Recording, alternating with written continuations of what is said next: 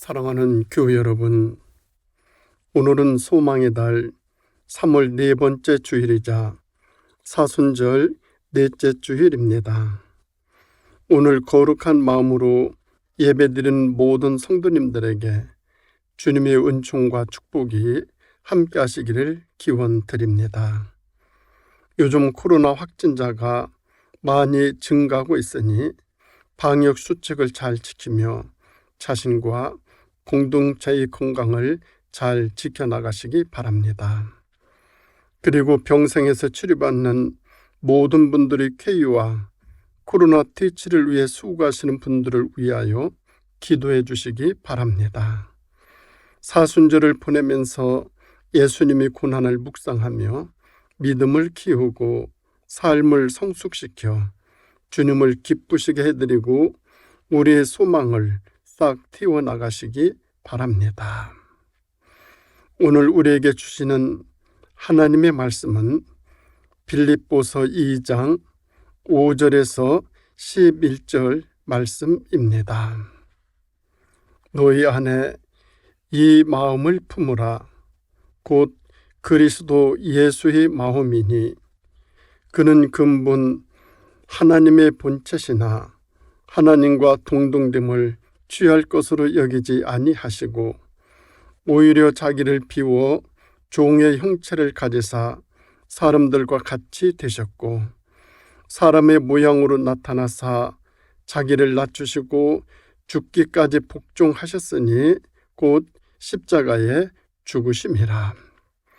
이러므로 하나님이 그를 지극히 높여 모든 이름 위에 뛰어난 이름을 주사 하늘에 있는 자들과 땅에 있는 자들과 땅 아래에 있는 자들로 모든 무릎을 예수의 이름에 꿇게 하시고 모든 입으로 예수 그리스도를 주라 시인하여 하나님 아버지께 영광을 돌리게 하셨느니라.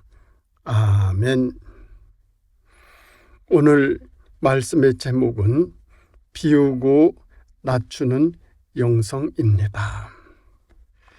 살아가면서 좋은 사람을 만난다는 것은 가장 중요한 축복 중에 하나입니다. 그런데 좋은 사람을 만나는 것보다 더 중요한 것은 나 자신이 좋은 사람이 되어주는 것입니다.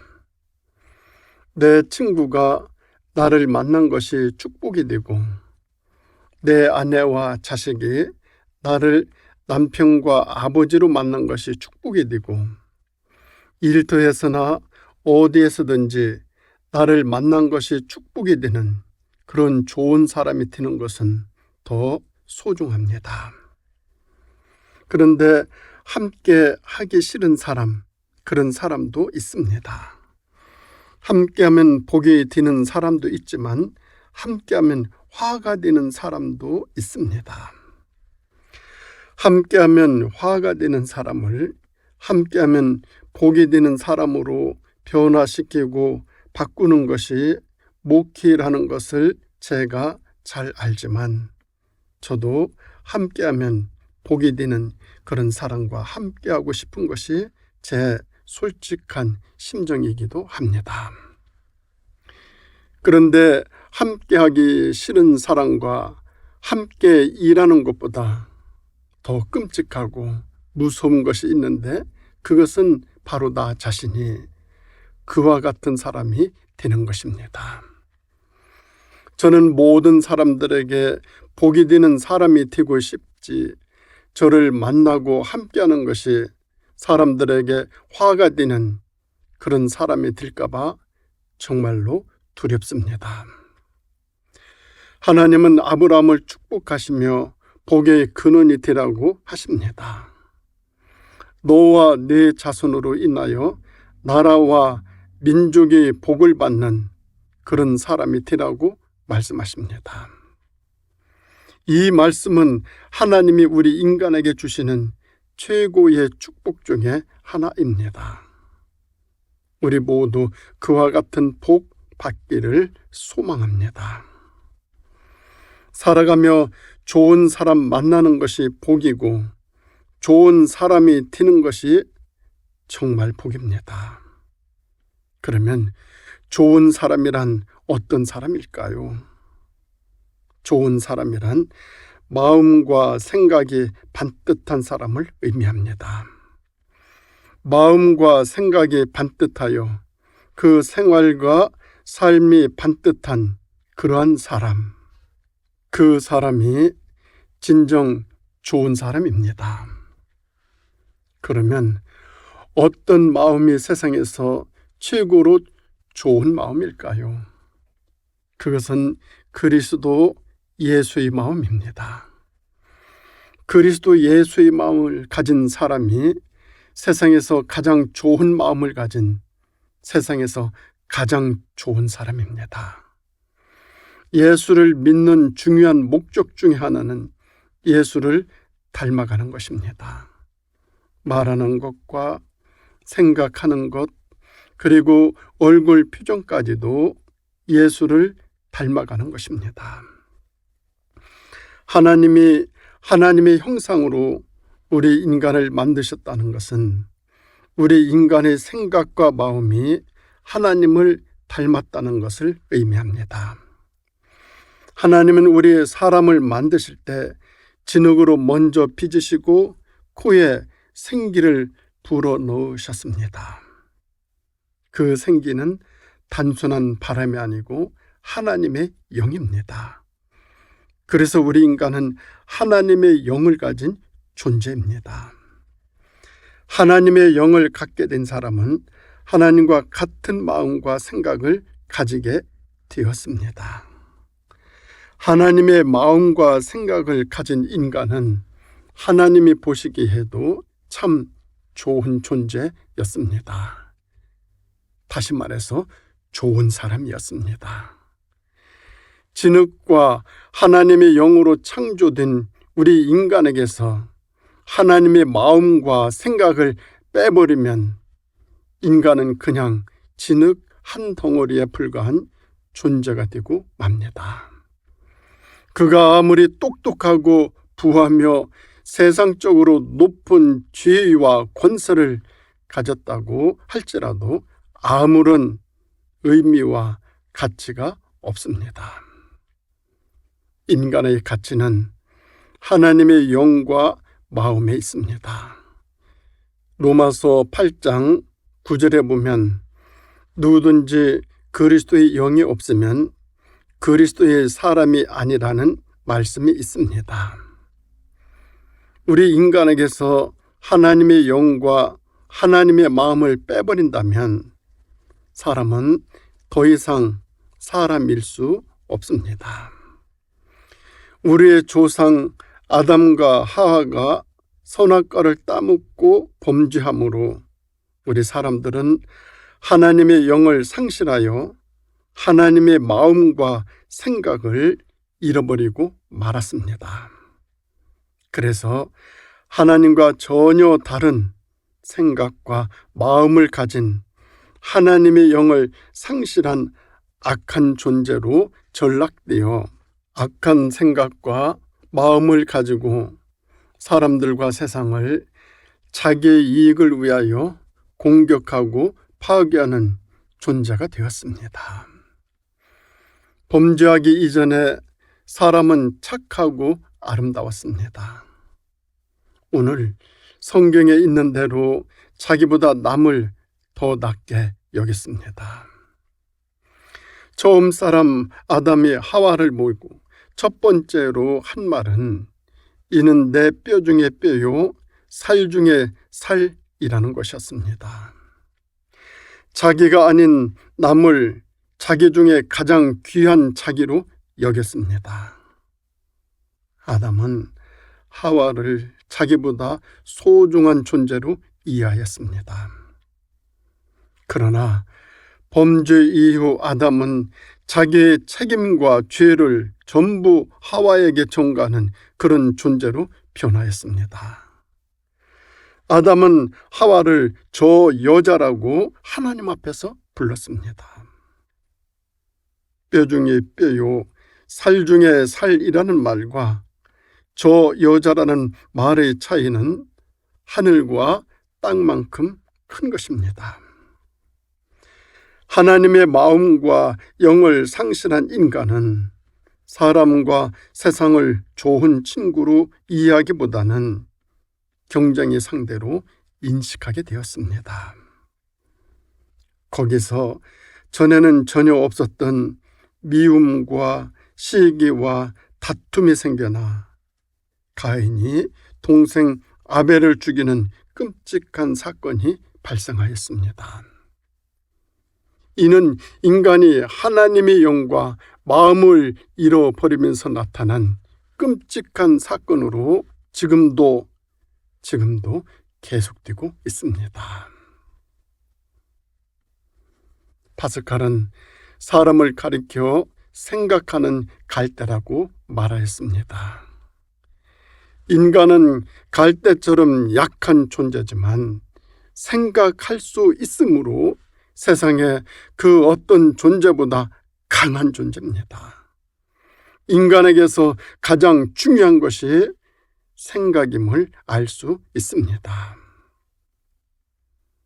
우리말에 생각하기 나름이라는 말이 있습니다.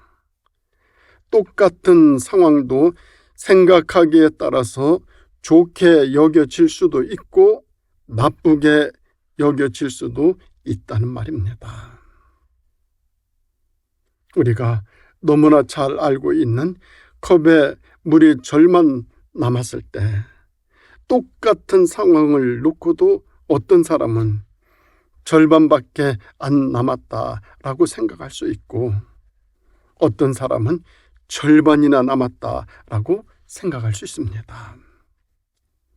똑같은 상황이지만 전자의 사람은 그와 같은 상황에서 절망을 느끼고 후자의 사람은 희망을 느낍니다. 그런데 그 절망과 희망은 단순한 느낌으로 끝나지 아니하고 실제적인 상황이 되어 우리 인간과 세상에 아주 구체적으로 영향을 끼칩니다. 희망을 안고 살아가는 사람들은 영적인 사람들로 현재에서 미래를 내다보고 살아가는 사람들입니다. 어지간한 일로는 동의하지 않습니다.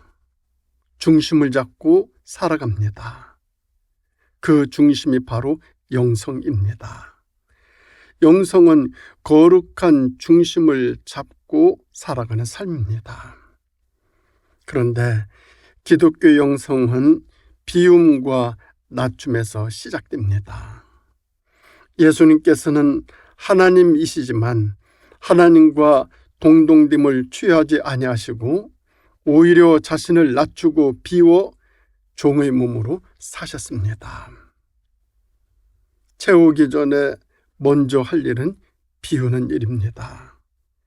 무엇인가 가득 차 있는 그릇에는 아무것도 담을 수 없습니다. 하나님이 주신 은혜를 채우려면 먼저 내 안에 가득 차 있는 것을 비워야 합니다. 병원에 가서 건강검진을 받으려 할 때 금식을 해서 속을 비우고 각종 검사를 하는 것처럼 그리스도인들이 건강하려면 먼저 내 안에 들어있는 병균과 같이 해로운 것들, 이것들을 비워내야 합니다. 그러면 영성의 최우선인 비움의 의미는 무엇일까요? 성경에 나오는 하나님의 사람들은 이 비움을 떠남으로 이해하고 순종했습니다.